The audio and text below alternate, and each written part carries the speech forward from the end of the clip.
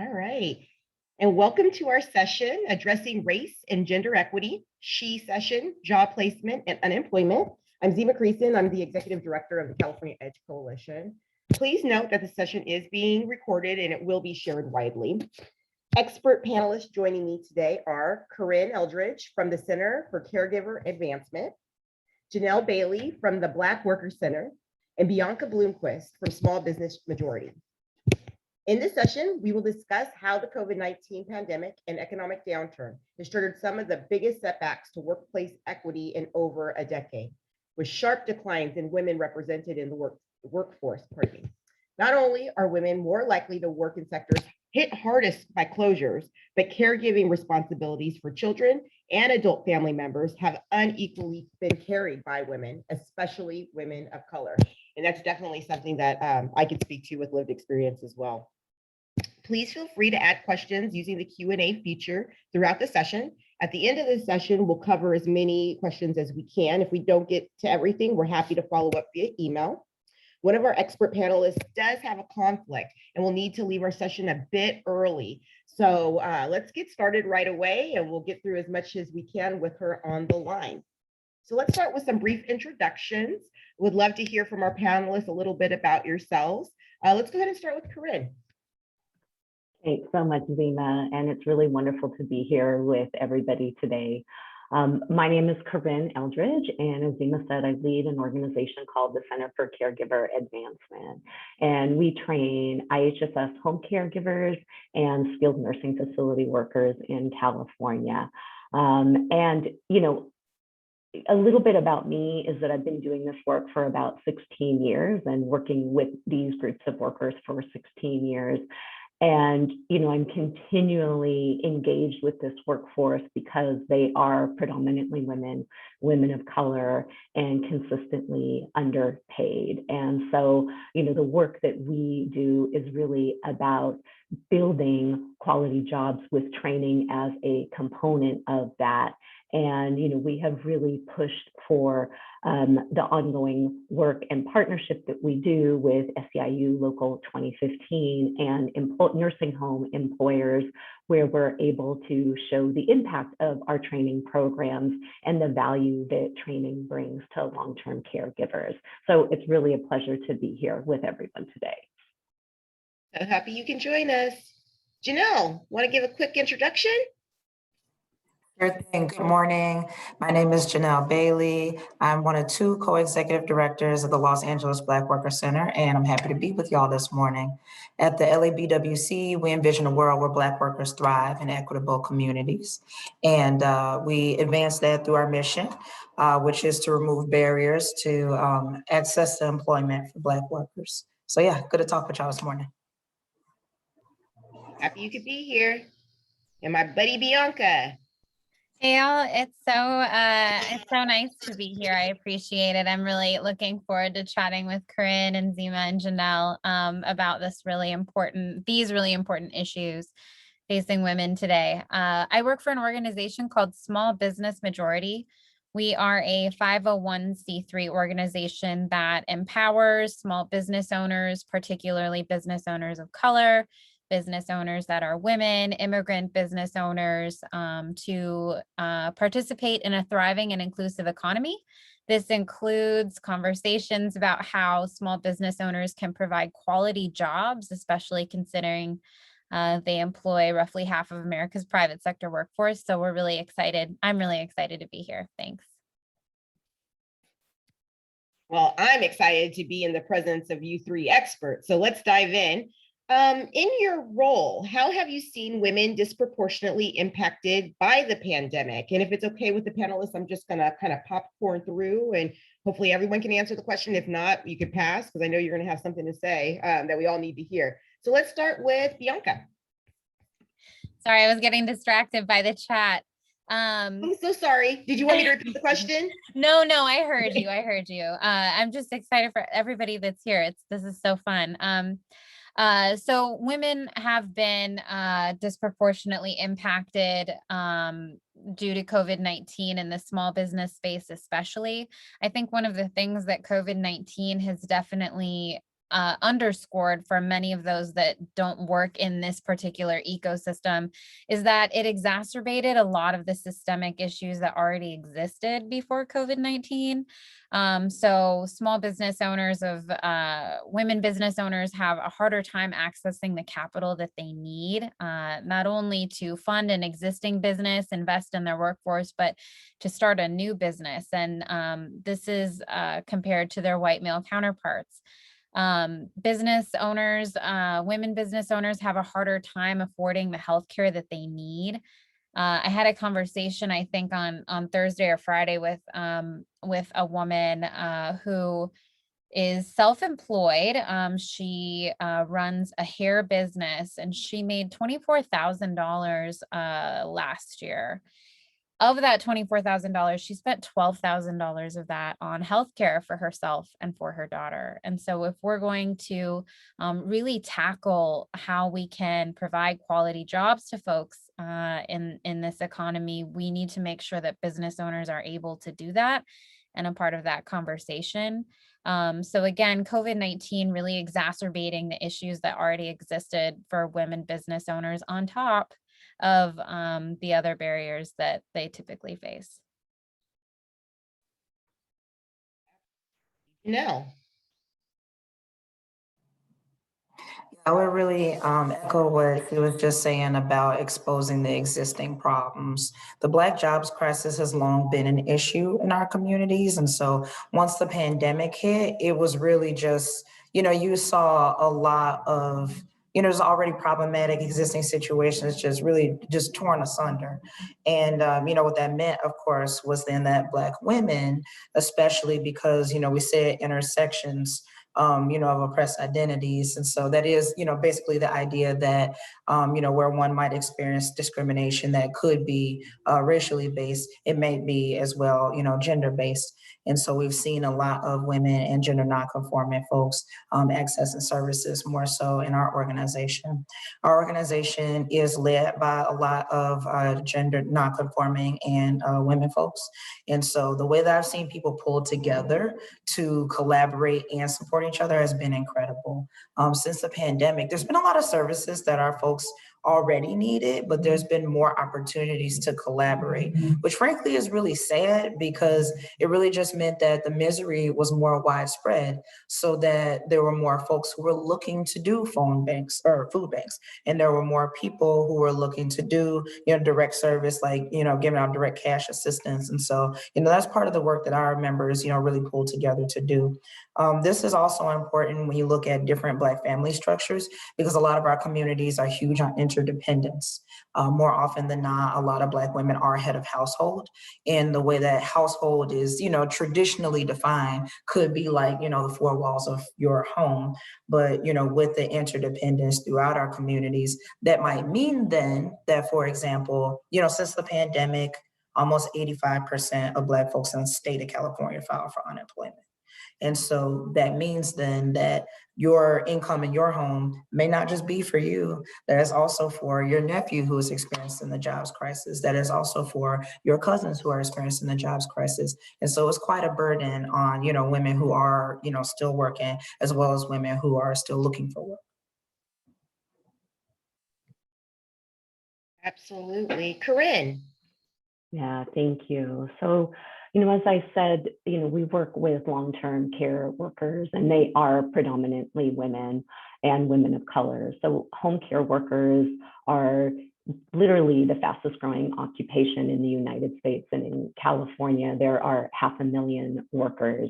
And, 50% of this workforce are also immigrants. And so, it very much echoes what Janelle was saying in that they have been caught in the crosshairs of both structural racism and structural sexism for years. And, they are both essential workers and first responders. So there was no working from home.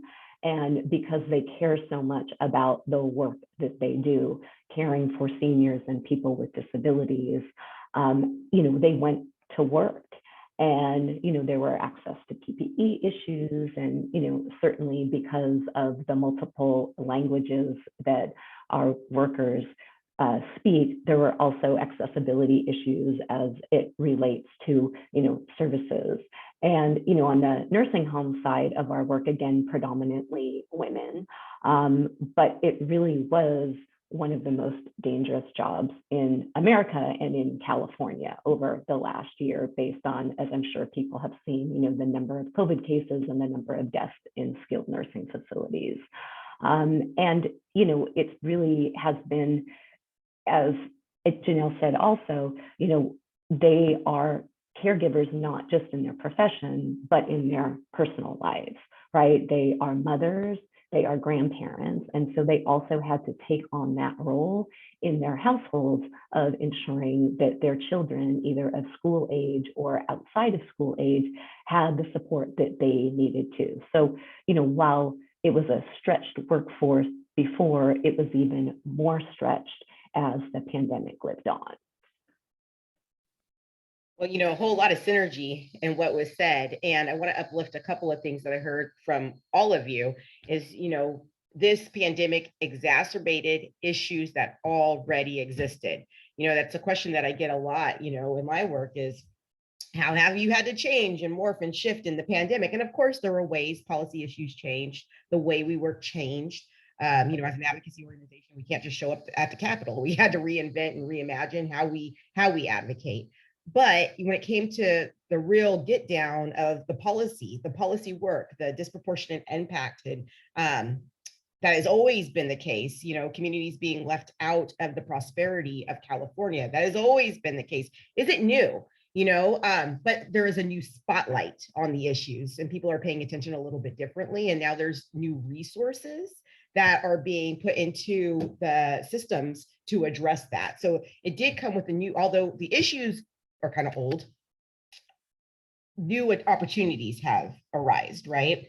Another thing that I heard that really hit me is, there's communities, especially women of color, disproportionately had to expose themselves to the virus for their paycheck. And that's something that has hit me very hard throughout the pandemic, where you see firsthand, literally people had to expose themselves to the virus because they had to bring home the money for their families to, do what needed to be done. Those responsibilities don't go away. But also, I think it was Corinne that said it, because they care a lot about their job, and the people that they serve. They wanted to show up.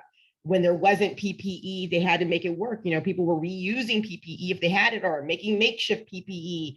It was a mess,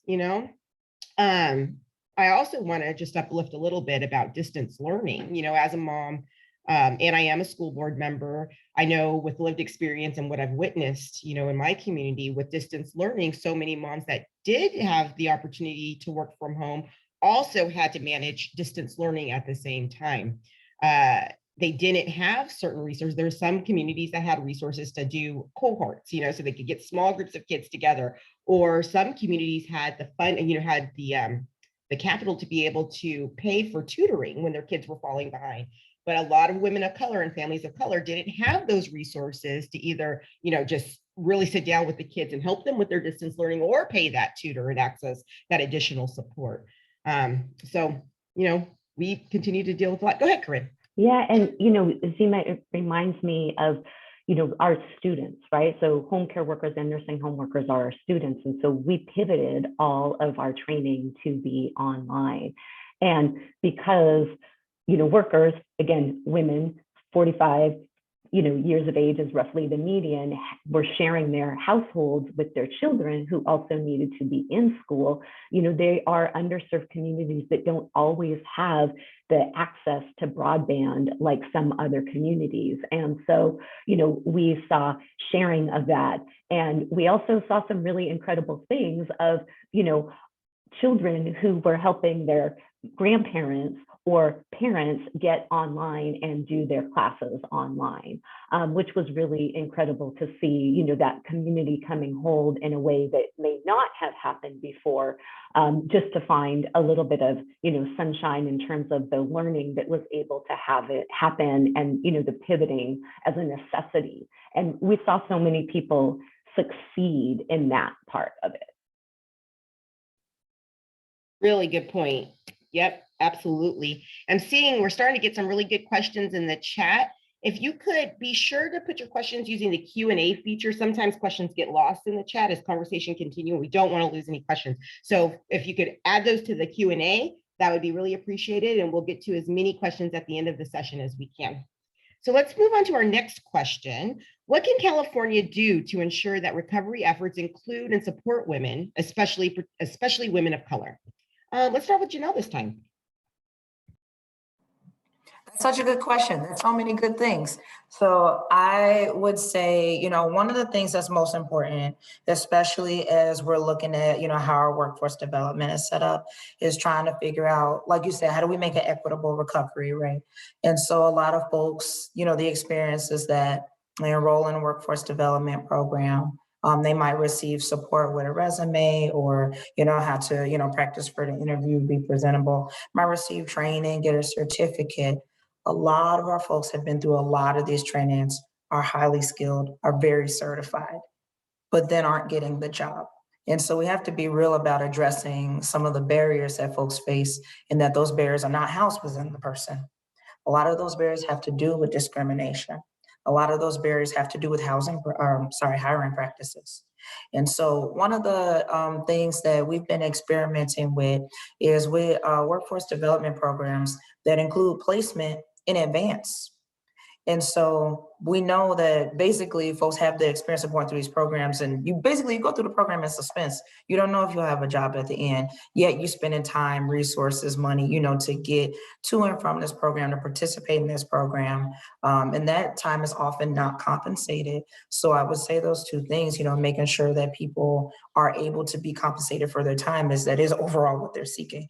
And two, that they don't have to go through the program in suspense, that folks can know on the front end that there is a job available for them. And so I think through, creating more equitable hiring practices and working with, those high road folks and, creating partnerships that can, create a program that really is about supporting and accompanying workers as they're preparing to take these roles and, to make sure they'll be successful really makes the most sense. So, I'm looking forward to, more of those high road training partnerships that, like I said, actually end in folks being placed in roles and, being successful, having continued support and mentorship, to stay on that job and fare well. Absolutely. As you were talking, I was taking some follow-up notes because I have a lot to respond to that. I agree with everything you said, Janelle. Corinne. Sure, thanks so much. There's going to be a continual connection, I feel like, with the things that Janelle says. I think that from a big picture perspective, there's a real need to look at female-dominated workforces, because it's really clear when you see what is coined as occupational segregation, right? And we see where there are these, historical lens, again, of structural racism and sexism. And, there really needs to be a plan to invest in these workers, because these jobs are always going to need to be done, right? And the point really is, how do you make them become better jobs? And when we look at long-term care, in particular home care, which is, currently an underpaid job, it's not really about always moving people out, right? Like, so how do you keep people in the jobs that they love and that they're good at, but make them so that they become more quality jobs?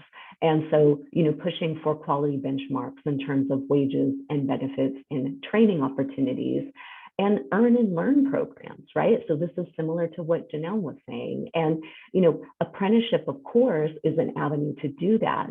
But given the number of hours that are required for traditional apprenticeship programs, that may not always work. But how do you have, again, that employment at the front end, which is what apprenticeship does, right? When you become an apprentice, you are employed. And as Janelle said too, it's like that mentorship piece is really crucial to have that support. And the other thing that I would add is the support services. So that way, access to transportation, childcare, and even groceries, So that way there can be this ongoing support while folks are taking those courses that they need. And again, pushing for those jobs to be quality jobs. So that way the wage is there and folks don't need to work 2 and 3 jobs in order to make ends meet. A lot of notes on yours too. Bianca. Yeah, thank you so much for these questions. I mean, Corinne raised some thoughts as we think about, especially when she said occupational segregation, plans to invest in these workers, invest in these employers, but also to think about who is investing. Are we okay with placing these responsibilities on employers like we have with healthcare, or on our elected officials, or on philanthropy, and to make sure that the means that we are investing in these issues are not contributing to us essentially subsidizing the occupational segregation that she raised. If you don't mind, I noticed Wendy Lester had asked about some polling or research related to these topics. Small business majority, we engage in third-party independent polling and research, but also in surveys of our network nationwide of small business owners. And about workforce, I mean, women also employ more women than men do. And so I just wanted to touch on that because of the effects that investing in women entrepreneurship, investing in women business owners and providers, and the cascading effects that it has on women in the workforce. So in our polls, 70% of men have a workforce that's less than half female, while only 52% do. And 25% of women employ 75 to 100% women in their workforce, while only 4% of men do the same. And these statistics are, we also see these similarly in business owners of color. Folks tend to hire folks that look like them. So just wanted to shed another small business angle on how we can work together to solve these issues of occupational segregation and workforce equity in general. You brought up all three of you brought up some really powerful points. And Bianca, feel free, not to put you on the spot, but if you wanted to link your website, I know small business majority, you have great data, great stats. I know the governor's office references your stats in some of their pressers. So yeah, I think that the community would love to see what you guys bring to the table. It's a lot of good information. A couple of things I wrote, I was feverishly writing notes as all of you spoke. I want to uplift a couple of things that I heard, the real need for earn and learn opportunities, but it can't just end there. On the Edge Coalition board sits John Brower. He is with the Labor Fed, California Labor Fed. And something that he always starts with is start with the jobs, start with the jobs, make sure that these paths land in a job. People don't get educated, don't do education just for education's sake for the most part, right? They're doing it because they need a good job. Start there, make sure that there is that rock, waiting for them once they get through their programming. And, the earn and earn, everyone can benefit from learn and earn, but, EDGE really focuses on the adult learner, more and more on opportunity youth as well. And when we think about the very unique needs that come from adult learners, especially adult learners that are paid low wages, that are looking to secure those good jobs. And for attendees, when I say good jobs, I'm talking about family supporting wages, benefits, some say in their work, stability in their scheduling. So you're not getting 5 hours one week and 40 hours the next week, and so much more, but that's, pretty much the foundation. Folks can't just turn away from their family responsibilities to upskill or to, continue with their education and training, because usually that means a pay cut. Too often that means a pay cut, and they just cannot afford to do that. So they're stuck in this middle ground where they don't earn enough to really make ends meet. But if they do that next step, they really can't afford to make ends meet. And there's something that needs to be done about that very much. TICAS did a wonderful report. It was a few years ago right now, but it really looked at the total cost of attendance for education and training programs. And even with free community college, their research showed that often attending community college was more expensive than attending a UC, or a 4-year, I should say, because within the 4-year system, you get a lot of supports and services that are kind of built into that experience that don't transfer over to the community college experience. So really, when you look at total cost of attendance, time off of work, transportation, childcare, books, all the things, it actually ends up being more expensive. So looking at what does it really cost someone to meet their training and education goals so they can land those good jobs, it's a big deal. What else did I write down? Gender segregation in employment. That's so huge, right? It's not new. It's an old thing. And what do we do to make sure that they become good jobs? You know, they do have those family supporting wages. So folks that are working full time don't also have to work beyond full time just to make ends meet, especially in jobs that we know are going to be there forever. Caregiving is going to be there forever. You know, that's just one example of many. And the social safety net, you know, this is a priority for EDGE, a policy priority for us. And, you know, Bianca, you brought up a really good point, like where does that responsibility lie? And that's a really good question. You know, does it sit in the hands of just one group? Is it spread across sectors? What does that really look like? From the EDGE perspective, we want sustainability. You know, we want it to be sustainable and for folks to get what they need, whenever they need it, how they need it, so that they truly have that access to economic mobility. All right, I can keep on talking, so I'm going to stop right now and go on to the next question. Next, we have, how do we create more equitable workplaces and career pathways that offer women the resources and training they need to secure and maintain good jobs? We touched on some of this, but wondering if folks have more to add. Let's start with Corinne this time. You know, I think I said so much about this already.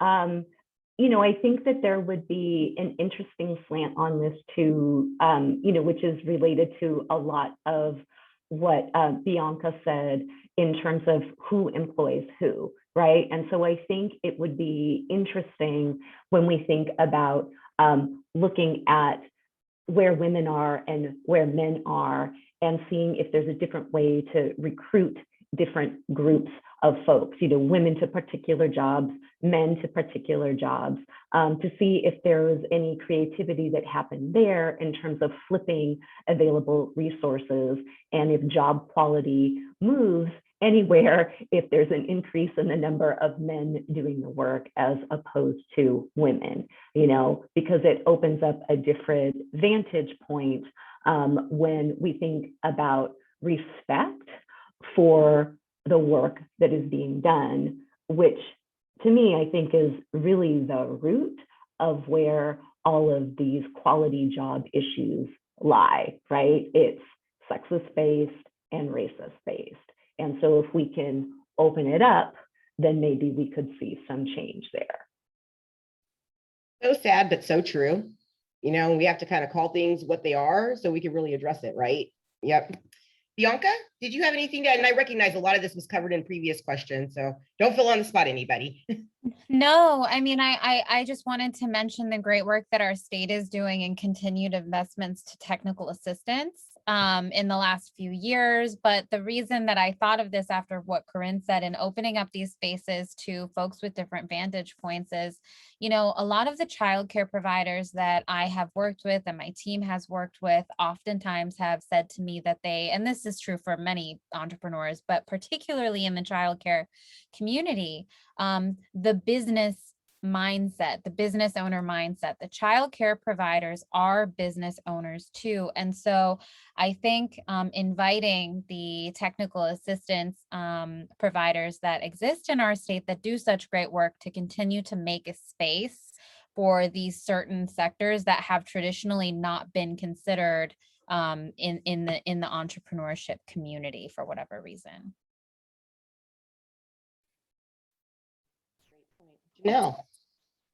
You know, I was just, just listening and thinking about, what you were asking, like, how do we ensure that this is, a good place for workers? And I find consistently, like what you said is true about a good job being, one of the markers of a good job is where workers have say in their workplace. And that is often, the most empowered workers, that's, where they are. And the most empowering workplaces are workplaces that are organized. And so where workers are able to come together and have a voice on their job and some say in what they're doing, they're consistently happier, they have higher wages and better working conditions. So that's true across the board. I think, with employers, there's some folks who are going to do well of their own accord because they want to have, a great business. They want to have a wonderful workplace with a lot of different folks in it. And then there's some folks who, haven't come along yet for whatever reason. And, that's where I do think that our government can also step in and provide some encouragement. We have some really wonderful laws on the books out here, but a lot of them are not enforced, and workers don't really feel they have access, or, for whatever reason, again, just don't have access to, rights that they fully, supposedly have on the job. And that's not solely the responsibility, of the government, the business owner. It takes some, of everyone together. And, I find that our laws are, best enforced in partnership with workers who know well, what's appropriate for that workplace, and, what's best to, make everyone have everything moving. So, I will go back to, always saying that worker voice is so important, in places where workers can come together and have a voice on the job is the place where you're going to find the best places for women. I love that. And oh, Bianca, did you want to add to that? Go ahead. I mean, that absolutely, when Corinne, when you were saying that, I mean, the first thing that came to my mind in the small business community is paid family leave. There are so many folks that pay into state disability insurance, but do not claim those benefits from it when they are taking care of a family member, or, bonding with a new child, because they're not aware that they can.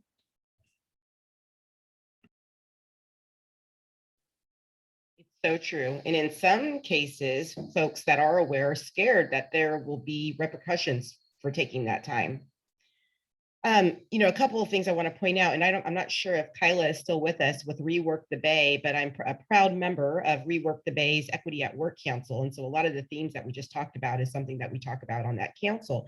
And right now, we have been working to address everything that we have talked about. And something that comes up quite a bit is the importance of the voice of lived experience, worker voice, in all of this, and uplifting and centering the actual human in all of this work. But also the need to bring folks along. We have to bring the employers along, because we could say and scream worker voice all day long. It doesn't mean anything if employers don't do their part, right? And just like Janelle, I believe it was Janelle that said, for whatever reason, there are employers that just aren't there yet. So what do we do to incentivize? What do we do to make the case for ROI, the return on investment, for making this shift and doing things different? So Rework the Bay, I just want to give you a shout out, because they are doing real great work in this space, trying to really figure out how do we do this in partnership with the employer community, so that we can really make that difference widespread long-term. All right, so let's move on to the next question.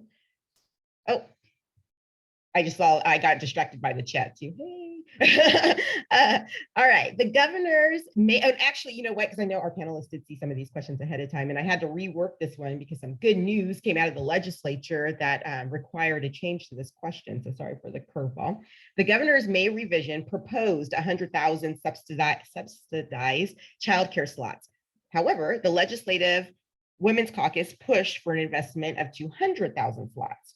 The Assembly and Senate budget agreement that was recently released got us to over 200 slots. So my question to you is, how can the state do even better to support working women with childcare needs? Let's start this time. I forgot where we left off, so we're just going to throw it at Corinne. All right. Well, I love this. I mean, I am a working mother of two young girls. And so, childcare has been important to me. And I know it's super important to so many people. and many colleagues, and I'm sure some of you who are panelists too. And so it was really incredible to see this movement in the budget, and I really applaud the caucus for their first step and where things landed. So it's really incredible to see this step. And yet it's not enough, right? It's 200,000 or so, and I'm sure there are millions of slots that would really be needed. But it's a great first step, so I don't want to take away from that. Some of the things that I have seen just in my own lived experience about childcare is there enough? Are there enough providers? I'm in Los Angeles, and there certainly aren't enough childcare providers. And so how do we incentivize and build up that industry so that way we have comfort where our children are going to be during the day, if it's preschool or younger age? And then what about after school? There certainly are after school programs available, but are they funded in the way that they need to be? So that way there are enough teachers and support staff there to support the children who are there. And is it easy to navigate is the other thing that I would say. It can be. It can also be very confusing. And does everybody have access to all the same resources? Does it need to be enrolled online? Is it something that needs to be done via paper, right? How do we make it easier for parents to be able to enroll their children? And maybe a little bit outside of the box, but I think it's a little bit of a theme, is that how do we also maybe shift some of how we do marketing, so that way there is maybe a focus. This is a little outside of the box, but a focus more on men in the role that they have as fathers. So that way, perhaps there are incentives for the father figures who are enrolling their children in childcare. So maybe that is, a slight step forward in tipping the scale of some of the childcare responsibilities. Thank you for that, Janelle. Yeah, I feel like you really hit the nail on the head when you named access. That's the huge part, because I also, share in celebrating the expansion of this program, but who can access it? Overwhelmingly, for folks who, are fortunate to have access to work, at home on Zoom, might look a little different than folks who need to, as we were talking about earlier, like suit up and get out there to go to work. And, by and large, a lot of Black women, one of the issues in the workplace is huge, is retaliation. And so it's not that folks don't know their rights. They're probably excited about the program too. But if they try to access it, will there be retaliation in the workplace, right? And so that's, one thing that's huge to take into account.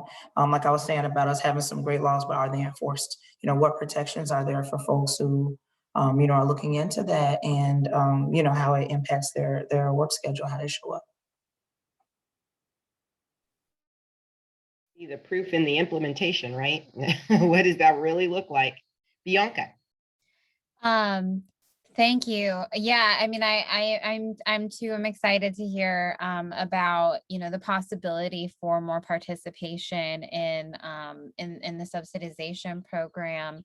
I think when it comes to retaliation in the workforce, in the workplace for taking advantage of some of these resources, I mean, you can never say with 100% certainty what the motivations are behind someone's actions, but again, knowledge is power. And so it makes me think of some partnership opportunities that Small Business Majority did in working with the Office of Labor Standards and Enforcement and Legal Aid at Work, in making sure that employers are at least aware of their responsibilities, and when it comes to certain benefits, aware of what they cannot do. And in some instances, they cannot retaliate. And I think that if someone just knows, listen, that's a no-no, making sure that those educational resources are provided, and we continue to push out the education along with these amazing policy solutions are definitely the way to go. Yes to all of that. And, I just want to add a couple of things, and I think I already mentioned it. I'm a mom too that had to go through distance learning. And it was a very interesting thing too. As a school board member, I'm the only sitting board member that has a child currently attending a district school. So my perspective is a trip.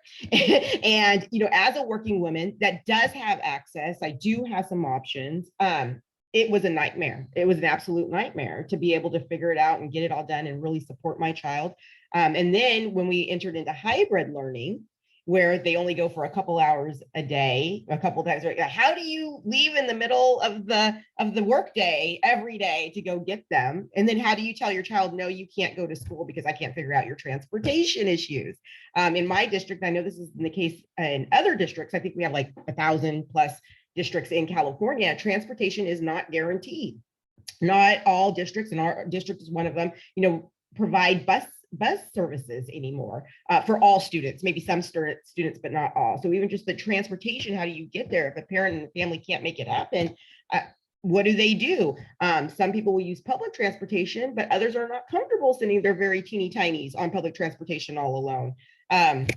Yeah. And so another theme that came up that I wanted to touch on is the need for awareness of the programming, what is out there to help, and then the enforcement. I always go back to the ROI, employers that aren't there quite yet for whatever reason, how do we demonstrate the return on investment for them to help their employees access X, Y, and Z, or provide X, Y, and Z? What's in it for them, not only in their pocket, but as a society, their role in society? What does that look like? How do we make that case to help them come along and do their part? And at the same time, also provide them with information and resources. Okay, well, how do you meet your workforce need when you're supporting your staff in this way? Because there is technical assistance that could help provide that information, so they don't feel that, well, how do I run my business if I don't have the staff? Well, there's ideas for that. And so employers need some help in that way as well. Another thing I wanted to point out too, with schools closing, I try not to say schools closing because they didn't close. Those teachers will tell you school did not close. They worked harder than ever. Shout out to the teachers to make sure that these kids were getting, the best of them that they could. Well, they're at home taking care of their kids too. So I really try not to say schools were closed. They were not closed. We were in distance learning. Campuses were closed. So in that vein, when campuses were closed, I think that really elevated that we don't have a childcare system. Education in schools have been used as childcare systems, and it's just kind of worked out in that way, but that's not what it is. And I think that we really have laid to bear the detriment that caused, that we don't have a real childcare system and we rely on education in that way, in my view, inappropriately. So I think, in my view, and this isn't an edge view, this is a Zima view, that, taking a look at what that really is, what does that really mean? How do we address that now that we know it, so that if we're in a sticky situation in the future, and even if we're not, what do we do to ensure that childcare is a system and is a priority, not just baked into other things, and we hope it works out, All right, so I think we have a little time now for some of the Q&A. So let me adjust my screws so we can jump into that. All right. Sorry, I'm just going through. Does anyone on the panel have any thoughts on how to build career ladders for home care workers? That might be Corinne. Maybe that's for me. Sure. So, we at the Center for Caregiver Advancement have been building the case for this over the last 8 years. And so, we have shown the impact that training home care workers has on both the consumers they care for by reducing emergency room visits and hospitalizations, and on the workers themselves. It increases retention, it increases their self-efficacy, it also reduces depression, feelings of depression, feelings of isolation and loneliness. We have been running this particular training program for 8 years, and have been able to replicate those findings. We have also shown through specialization, so for an Alzheimer's disease and related dementia course, that we find some of the same findings, again, with both the workers, and currently have a research study going on in Alameda County as it relates to consumer outcomes. And we are moving this stuff right now. You may have seen, that pre the revise coming out, that the governor had laid out in a Twitter tweet, $200 million for career pathways for IHSS workers. And so we have been actively working to shape that with SEIU Local 2015, the union that represents the workers, and we have a lot of support from stakeholders across the state. And so, as we look at that, we look at, again, career pathways within. So that way there is voluntary training that moves workers up and scaffolds a set of skills, and then also allows for specialization that goes to consumers who have specific chronic conditions. And each of those, right, there's economic enhancements. So that way it is not training for training's sake, right? It is pushing quality, pushing wages, and then, scaffolding a set of skills.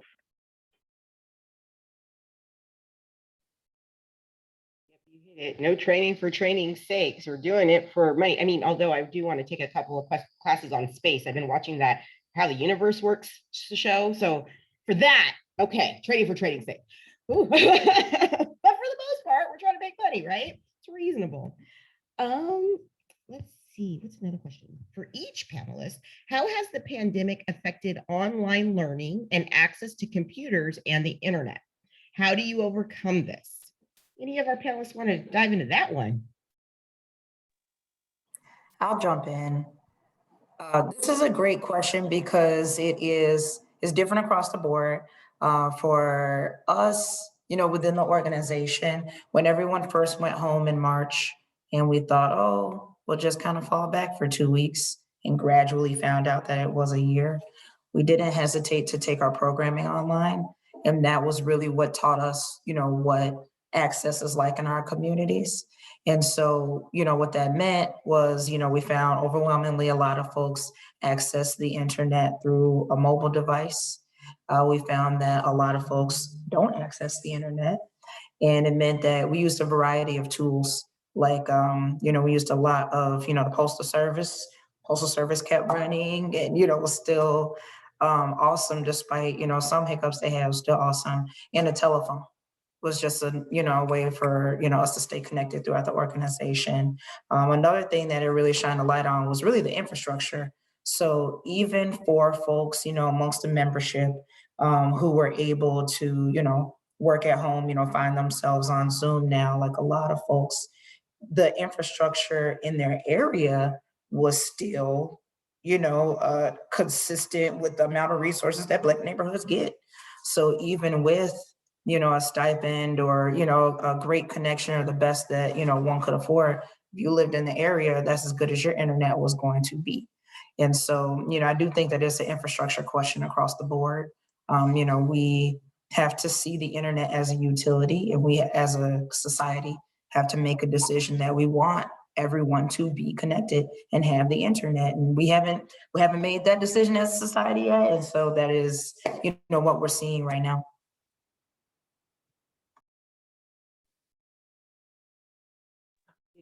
Go ahead, Corinne. Sure. So, to the question about, what have we done? Because we do train folks, right? And so, our team moved really quickly, and we were able to move our instructor-led classes to Zoom instructor-led classes.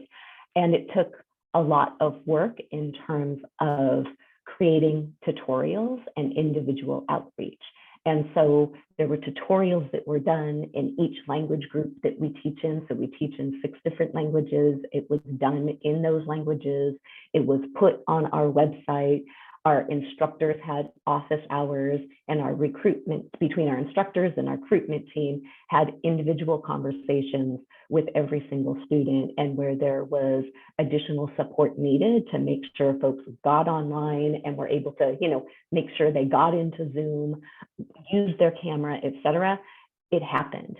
And so, it was very specialized, and we just made it work through, a lot of innovation, a lot of hard work, and a lot of care for making sure our students really were able to make it work. And they really have excelled.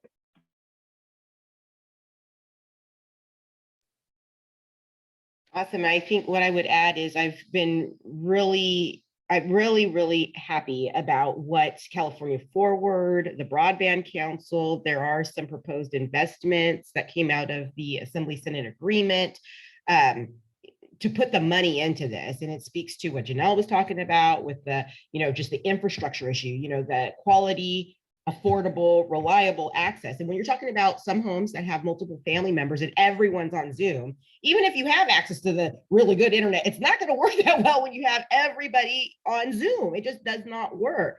So really looking at the individual family situation is important as well. So, from my perspective, it is a huge policy issue. I totally agree. We have to make it a utility that everyone has access to. It's something different. It's not a luxury. Internet access is not a luxury. It's an absolute necessity in the times that we're in now. And that's a non-starter to say it's not, in my opinion. I also wanted to add distance learning, things that we have been talking about for years in education on, online access, we were able to do very, very quickly within months. Was it perfect? No, but were we able to figure it out the best that we could as quickly as we could so we could, educate folks? Yes, we did very, very quickly. So that shows me that with some more time, more investment, more, planning, we can make some really robust systems so that folks really do have that broad access. And I think that this goes beyond just education, but also in some healthcare services where it's appropriate. In my past life, I was the president and CEO of Mental Health America of California. And in some instances, there's a huge shortage in health professionals, but also mental health professionals. And in some instances, remote care made sense, and folks that were receiving services liked that option. And when that is the case, that can be a game changer when someone can actually access their mental health professional in real time quickly. Because some folks that are in mental health crisis are only able to access, an appointment months and months and months down the road. Crisis doesn't wait months. It just doesn't really work like that. Some mental health professionals are often only available weekdays. Well, crisis sometimes happens on the weekends, and a lot of that has to do with just the availability of professionals. So there's a lot, the case to strengthen our society in this way is there. And from my perspective, it really is a policy issue, an investment issue, and a commitment for policymakers to make it happen. And I'm glad to say we are seeing that. And we need advocacy. Everyone that's part of this group right now, join all of us in this work, because I'm sure, not to speak for all the panelists, but I believe, and I can certainly speak for EDGE, we're all working on this one way or another. And advocacy, collective voice goes a long way. And I know EDGE, we need more voices at the table. Skills for California, which is powered through a partnership with EDGE and the Skills Coalition, we're looking to expand. This is a statewide organization working to come together in advocacy. This is one of our priorities, and we'd love to have you at the table as we work on this very important issue. And if you're working, or if you're going to be joining the legislative visits towards the end of the week, Wednesday and Thursday, I believe, if I'm not mistaken, I'm 95% sure the broadband access issue is one of our priorities that we will be talking about. So would love to have you at that table to lift your voice. And if you can't join that, we'll have many more opportunities for you to lift your voice in that way. Before I move on to the next question, I know Corinne is going to have to leave us soon. So just wanted to acknowledge that as she exits stage left.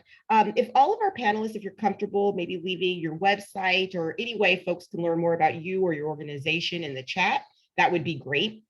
Just in case there's some follow-up, I will certainly do that as well after I'm done asking the next question, so you can learn more about EDGE and join in on our advocacy. Would love to have all of you on the team. So let's see what's next.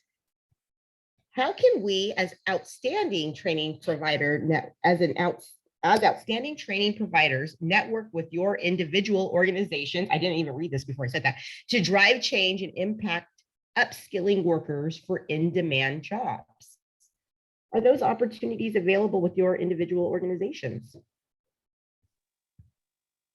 I'd say, yeah, if folks are interested in forming partnerships so that basically, one of the things that we're doing is we're building teams. And so we have teams of organizations like yours, organizations like mine, and employers who are ready to, be a part of a pathway for, Black workers to come and move into programs where they have guaranteed placement. And so if that's something that y'all are interested in, I'll put my email address in here too.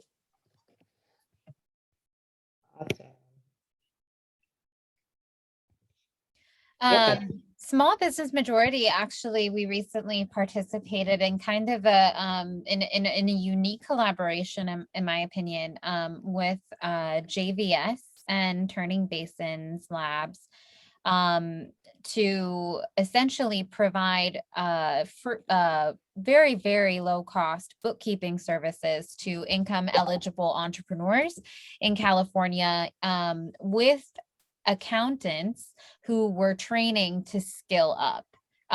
There are, and it's a little bit beyond me, but in the accounting world, there are various levels of, of accounting services. And so it not only provided these really important tools to entrepreneurs at a time when bookkeeping is and was so important. I mean, we're talking about Paycheck Protection Program, the COVID-19 relief grant, general unemployment services. Many employers wanted information on how they could help their workforce make it through this time, but also giving those much needed hours to these folks that were interested in gaining those skills to become, certified accountants on whatever level. I love hearing about that really unique partnership. That's really cool to hear. I'm going to pull back to something that I said earlier, because I appreciate the question and I'm always happy for collaboration and really love that you're inquiring and moving for some of this. I want to point out that upskilling to move out of jobs isn't always the answer. And so there are incredible people, women who do incredible work right now, who already have skills, who are not acknowledged for their skills. And so we need to reframe the conversation, meet them where they are at and the value that they have always brought, and honor them for the valuable roles that they have in society, in the workplace.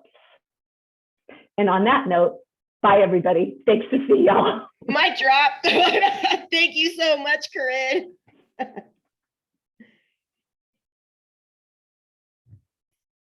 All right. I'm looking at this last question. We do have one more question, and I think we're ending on a really good note. What have been the conversations around direct investments into recipients so they don't need job placement, but instead support as entrepreneurs after job training? Any input on that? And no pressure, I do actually have a thought. Go ahead, Bianca. Well, I wanted to address it because it does talk about entrepreneurship, but I'm not totally sure I understand the question. Is it that what kind of support services are given to folks who would like to pursue a career in entrepreneurship? That's how I'm reading that. And if we're wrong, it was submitted by an anonymous attendee. If we're not understanding the question, please let us know. But yes, Bianca, let's answer like that for now. Well, and I think that it raises an important issue that we haven't talked about as much, but it's also the role of self-employed individuals in the workforce who oftentimes are women. These are folks who are self-employed that may not have employees, but are in fact bona fide business owners and entrepreneurs in their own right. and what kind of tools and services can we provide to these folks. So on top of the amazing technical assistance that is provided by our SCORE technical assistance centers, SBDCs, women's business centers, and our lending institutions that also are certified to provide low interest loans to these folks, are some of the social safety net issues that we were talking about before, and also some of the opportunities presented by COVID-19. So for example, one of the things that we have seen is that, and many self-employed individuals have learned, is that depending on the legal entity choice of their business, they're not eligible to participate in certain unemployment insurance programs. I mean, we forget that pandemic unemployment assistance didn't exist. PUA did not exist before COVID-19. This gave access to unemployment insurance to thousands of people who otherwise would not have access to unemployment insurance because they're not eligible based upon the way that their business is structured. And so how can we raise awareness about how you can structure your business so that you can both be self-employed and participate in a social safety net program like that? How can we invest in programs and tools like Cal Savers, which is an individual retirement savings account that is available to self-employed individuals. It's available to small business owners to sign up online so that their workers can participate to help address this intergenerational wealth crisis. In California, we have 7.5 million people that aren't participating in a workplace-based retirement program. So I think California is definitely on the right track. We're not the only state, but we're the best that is leading the charge on really how can we seriously invest in these tools to help entrepreneurs thrive.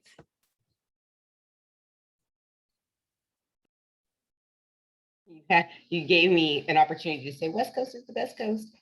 No disrespect to anyone that's not from there, but you know, it is a California event.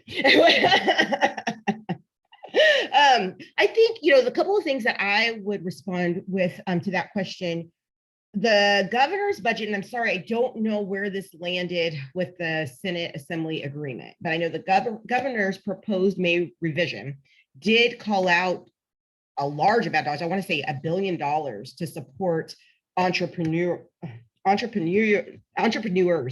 that are going to community colleges to support that work. And I don't know the ins and outs and exactly what that vision was, but I point that out just to say it was in there, and there is an acknowledgement within the administration that entrepreneurs need to be supported in a different way, which I find that incredibly hopeful. Also, I'm seeing in philanthropy more and more organizations that are supporting this kind of work. There's an organization, it's right on the tip of my tongue, Carla's organization, REDIF. REDIF is an organization that supports organizations or individuals that are working to establish their own businesses, but very specific to social enterprise. So I'm seeing just more, I know I'm not articulating this well, and I apologize for that, but I am seeing it come up more, the understanding and commitments and recognition that we need to do more for entrepreneurs, even in community college or work group meetings that I listen in on. I'm hearing so much more about the need to support the entrepreneurial, I'm having a hard time with that word today, mindset. So just to uplift that there's definitely more happening in that space, and we need just more of it, right? Okay, let's take one more question. And this is from my friends at Rework the Bay. It's Rob and Kyla, so I don't know which one it is, but they're both fabulous. I'm so glad that they're here. So their question is, can you share what might have been the most surprising opportunity that you've seen come together during this crisis that you hope continues as we open back up? What would you like the new normal to look like?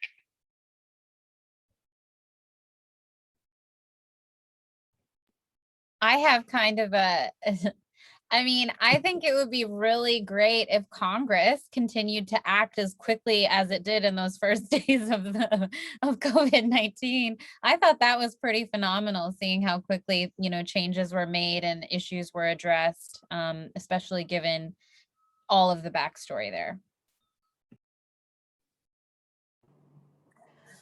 That's a great question. There were a lot of things that were really surprising. Like I said, both, on a local level, here in Los Angeles with our organization, we were able to partner with organizations like the Federation of Labor, United Way, to, distribute food to folks and do some direct payments for folks. And that was awesome. But like I said, that was really, I was grateful to be in a place to, collaborate. But at the same time, it was born of a really unfortunate situation. It just meant that the suffering was widespread enough that others also had a need for that service that many long had a need for. One of the things that I saw that was very surprising was the government just giving people money. That was wild. We can keep doing that. When I think about investment in people, I think about people's value beyond solely as workers and entrepreneurs, and that they inherently have value because they exist. And I think that opened up a lane for a conversation around universal income, universal basic income that we weren't having before, that people were kind of afraid to bring up, or if you did bring it up, folks kind of looked at you like, that's wild and in the future. And I think that that's something that we need to continue to look into. And, we lived in a world where we saw what happened when folks just got a couple of dollars. And I would like to see that expanded so that it includes more people too, because I know everyone didn't have access to that. So I think that's something that was surprising and would be interesting to see if we could continue some of that. That was in my notes too.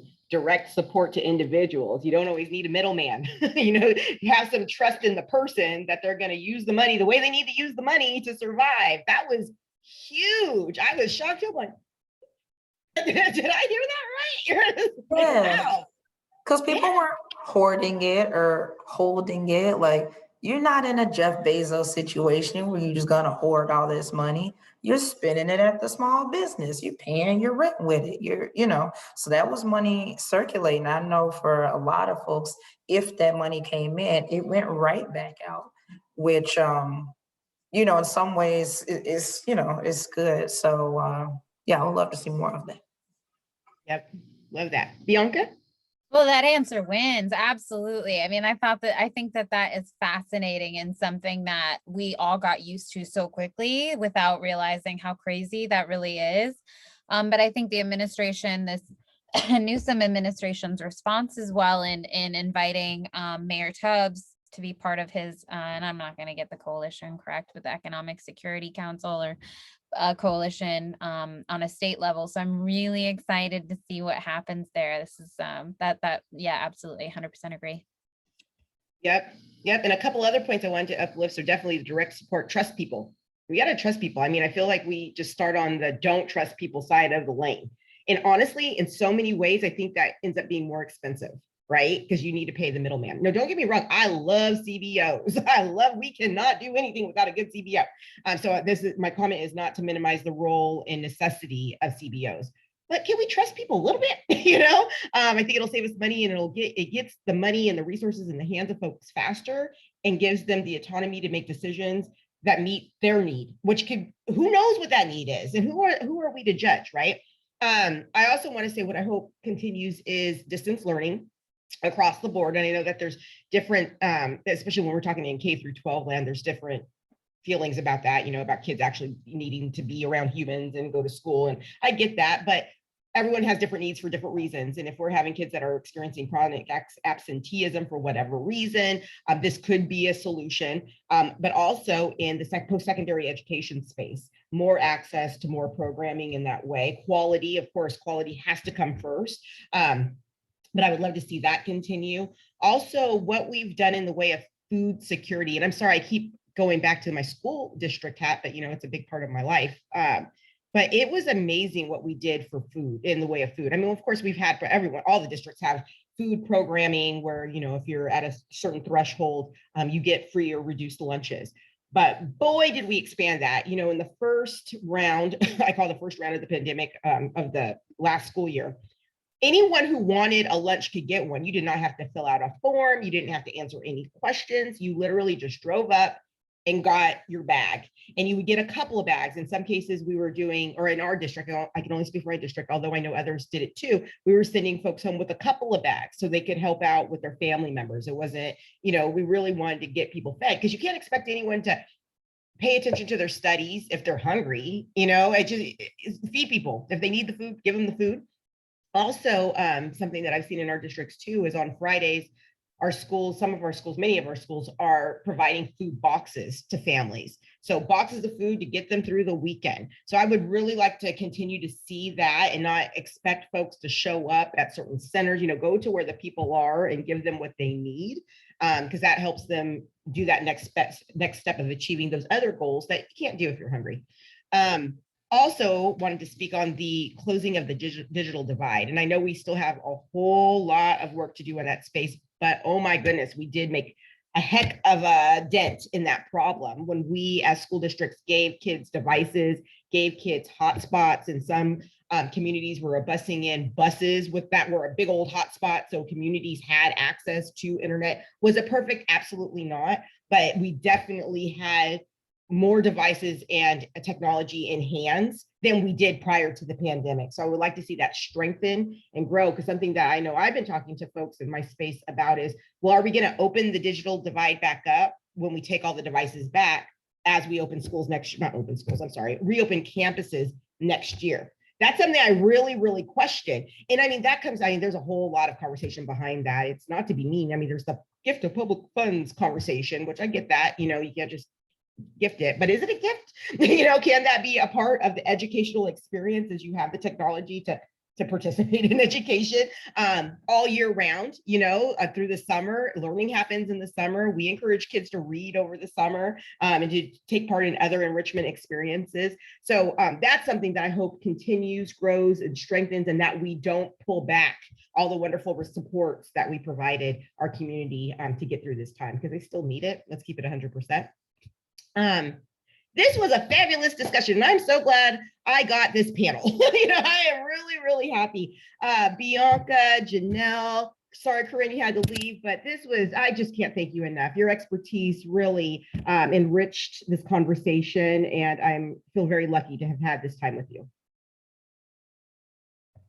Same, thank you for having me. This was great. Thank you so much. I had a blast. It was wonderful to meet you, Janelle, and it was great to speak with Corinne and to work with you again, Zima. And I look forward to working together in the future. Absolutely. And to our attendees, thank you for choosing this session. We hope you liked it. This definitely, as I mentioned, will be recorded and you'll be able to access it post-summit. Please join us back in the main summit room. That's, the web link that you've been receiving at 12:40. Enjoy some lunch and we'll talk to y'all soon. Bye now.